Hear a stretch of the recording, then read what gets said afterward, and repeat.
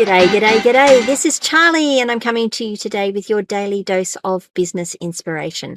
Topic number 195, the power of networking. Such a very powerful thing for business. Yes, we've spoken about it before. Going to keep talking about these topics. I give you little nuggets as we go along.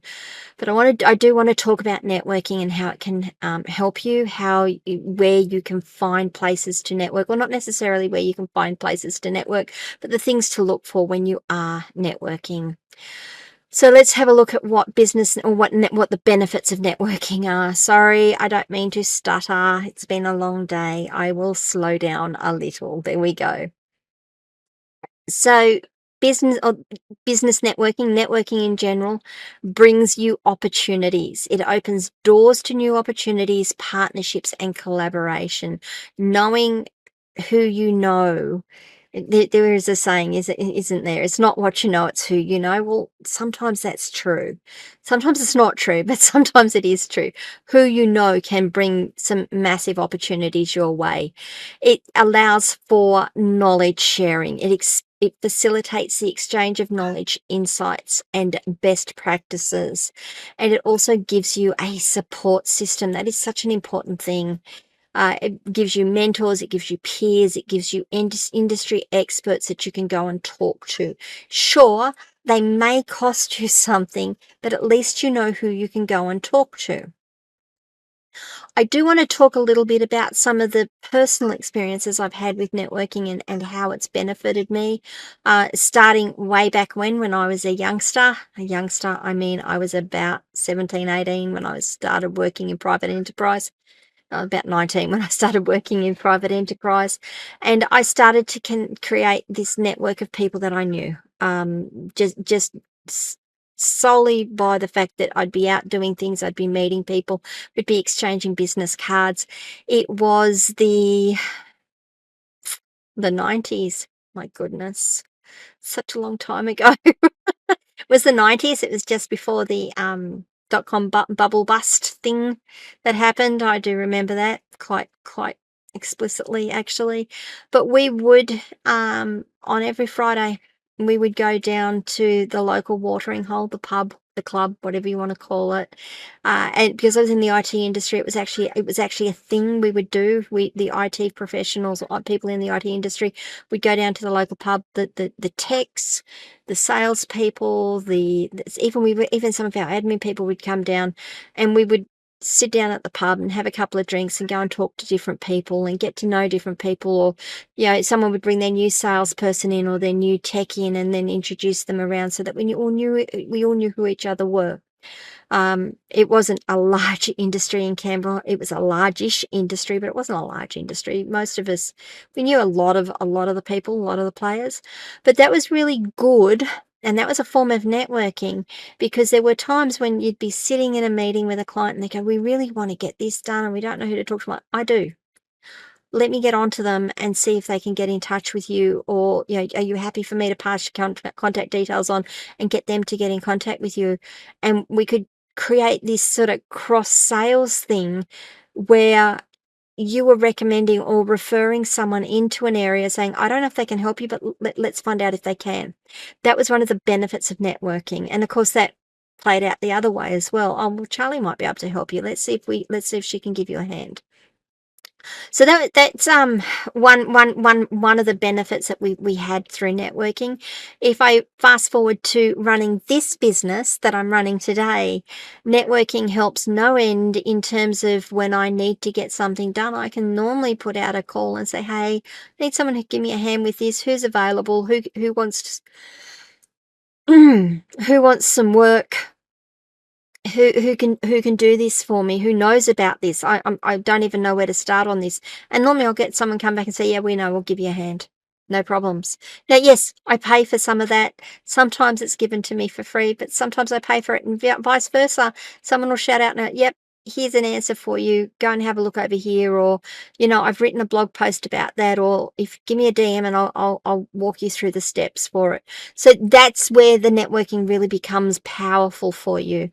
So some of the strategies that you can put in place for effective networking: attending events, like I said, going down to the local watering hole every Friday afternoon to have a beer, have a wine, have a champagne cocktail, maybe. Those were the days.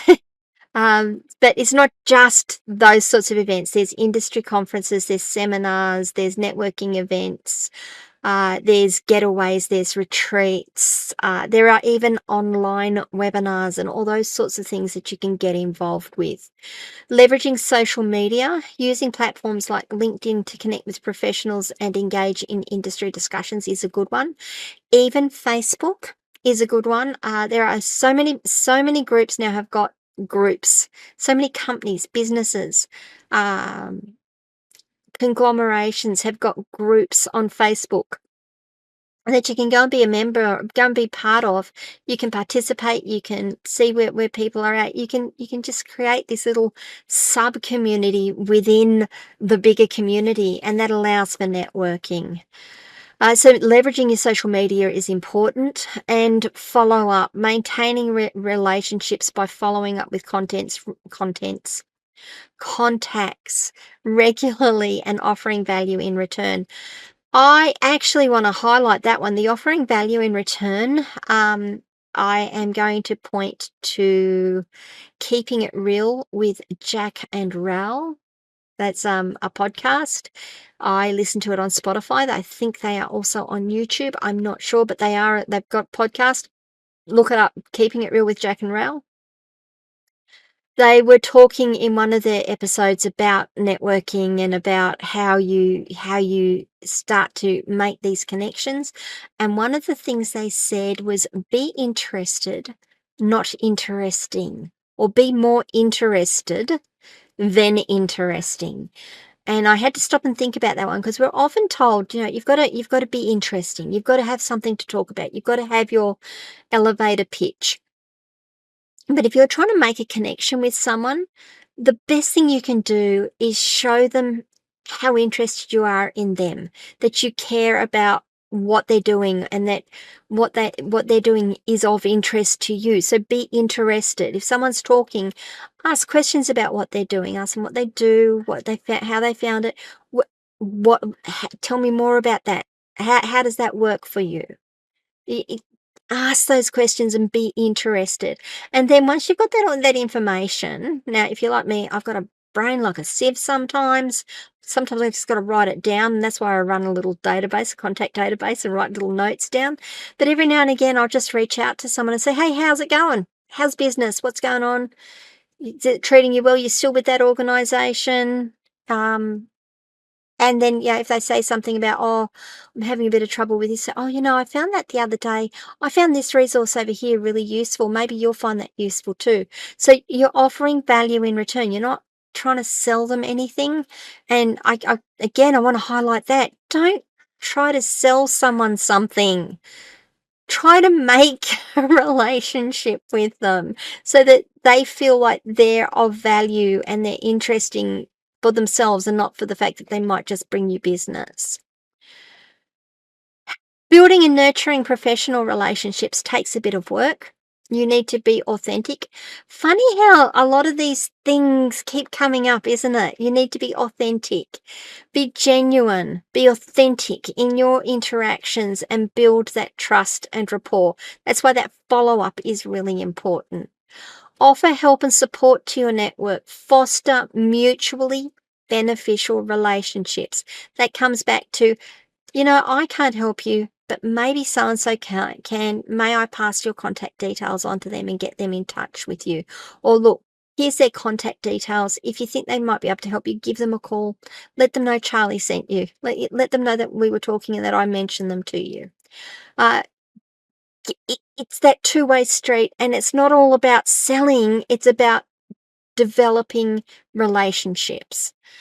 Stay consistent in your efforts to build a strong and reliable network. Now, what does that mean? It means that you don't go and do 3 or 4 hours of social networking today and then leave it 6 months and go and do another 3 or 4 hours of social networking in 6 months. Do 5 minutes this week, do 5 minutes next week, do 5 minutes the week after. Continually touch your network and continually practice your networking habits so that they become habit, but they are also consistent and people know that they can rely on you to be there. Uh, what's my little story this week? Oh, okay. LinkedIn's networking power. LinkedIn is a professional networking platform. It's transformed how professionals connect and collaborate. I will agree with that. Sometimes not for the best, but it is what it is. When you can leverage LinkedIn's features, individuals and businesses have built valuable networks that have led to career advancements, business deals, and industry insights. It is actually a really good example of networking in the digital age. I had actually let my LinkedIn efforts die until earlier this year, and I've slowly been building them back up. It's been really interesting seeing that build. Now, it comes with its own set of problems. There is a lot of people on there that do not follow these general rules of networking. They really are out there just to try and get a quick sale or just to try and get prospects through the door or whatever it is they're doing. Yeah, you end up on their bloody mailing list. Sorry, language, Charlie. You end up on their mailing list, and I just normally just spam them. If they don't ask me if I want to be on their list, and I just end up on a list, they get sent straight to the spam bin. I don't even bother unsubscribing. Uh, uh, you've got to build a relationship. You've got to put the hard yards in before you start that sales process or before you start subscribing people to your lists. But I have also met some wonderful people on LinkedIn. We speak regularly. We have a little back and forward. Some of them we've moved to an email conversation as opposed to a direct message or a messaging conversation on LinkedIn. I actually don't mind the messaging on LinkedIn. I don't mind digital messaging in general, to be honest. Some people find it really annoying. I actually kind of like it for the back and forwards because it doesn't get lost in my email. But LinkedIn is a really interesting way of how that platform has grown into a networking platform. Tell me what you think, guys. What's a good example of networking that you can give me? What's worked for you? What hasn't worked for you? Are you opposed to it? Are you scared to get out and network because you don't know how to do it? What where are the things that are causing you issues? Where are the things that you've had great success with? I would love to know more. Come across to my locals community, askcharlyletham.locals.com. You can join the conversation there. If you can, while you're here and listening or watching, if you could leave a review, if that's at all possible, I would really appreciate it. It is very helpful. Maybe share this content with someone today. Maybe someone else will benefit from listening to me rabbit on for a little bit. And remember to like this video, subscribe to the channel, ring the notification bell so you find out when I drop more content. And tomorrow, I think I'm going to talk a little bit more about sales tomorrow. Topic 196. Some sales tactics, strategies, thoughts that I've been having after watching some interactions in various groups. All right, guys, I will see you all tomorrow for topic 196. Bye.